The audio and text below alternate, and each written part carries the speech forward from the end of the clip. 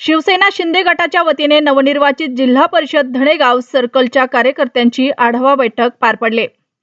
नांदेड जिल्हा परिषदेच्या नवनिर्वाचित धणेगाव जिल्हा परिषद सर्कल निवडणूक निमित्तानं बूथ प्रमुख, शाखा प्रमुख यांच्यासह पदाधिकारी व कार्यकर्ते यांची आढावा बैठक उपनेते हेमंत पाटील व शिवसेना दक्षिण विधानसभा आमदार आनंदराव पाटील बोंढारकर यांच्या प्रमुख उपस्थितीत 16 नोव्हेंबर रोजी दुपारी 2 वाजता श्रीकांत ट्रेडिंग कंपनी आडत दुकान जवाहर नगर तुपा येथे आयोजित करण्यात आली होते।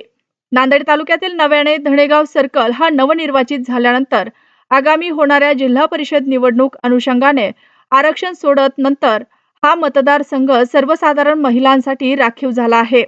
या मतदारसंघात धणेगाव व तुपा 2 पंचायत समिती गण झाल्या आहेत।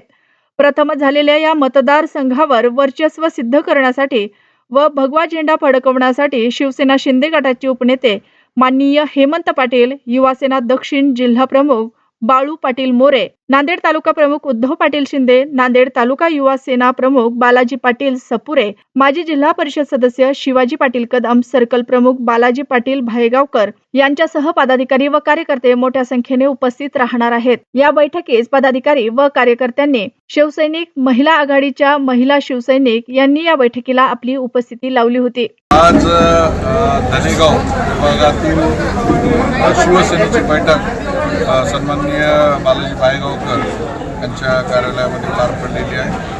सर्व 10 गावातील 11 गावातील सर्व शिवसैनिक आलेले होते, इच्छुक उमेदवार आले होते आणि सर्व सर्व उमेदवारांनी सांगितले की पक्षश्रेष्ठी जे काही देतील त्या धनुष्यबाणाच्या उमेदवाराला आम्ही निवडून काम करू ही सगळ्या उमेदवारांनी सांगितलं। 17 नोव्हेंबर उद्याची शेवटची तारीख महायुतीच्या अनुषंगानं आपलं पाऊल आणि काय भूमिका शिंदे गटाची आहे?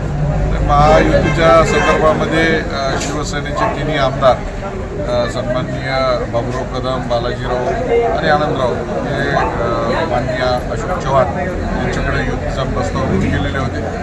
इथं स्थानिक आमदार आहे, इथं 60% आणि बाकीच्या ठिकाणी 20% जागा द्याव्यात अशी लेखी स्वरूपात त्यांनी मागणी केलेली आहे, परंतु अजूनपर्यंत कुठलाही प्रतिसाद माननीय अशोक चव्हाण साहेब यांच्याकडून आलेला नाही। राष्ट्रवादी काँग्रेसला 5 उमेदवार दिले गेले, आणि शिवसैनिककडेही सगळ्या ठिकाणी उमेदवार आहेत। तिन्ही आमदार आणि 4 जण आम्ही या संदर्भामध्ये काम करत आहोत आणि निश्चित भाजपबरोबर नाही झाली तर राष्ट्रवादीबरोबर युती होऊन त्या जिल्ह्यामध्ये लढत होणार नाही। उमेदवारी नंतर जाहीर होणार आहे, कारण AB फॉर्म आलेले आहेत। सर्व जिल्हा प्रमुख, सर्व आमदार प्रत्येक 13 ठिकाणी गेलेले उमेदवार आहेत।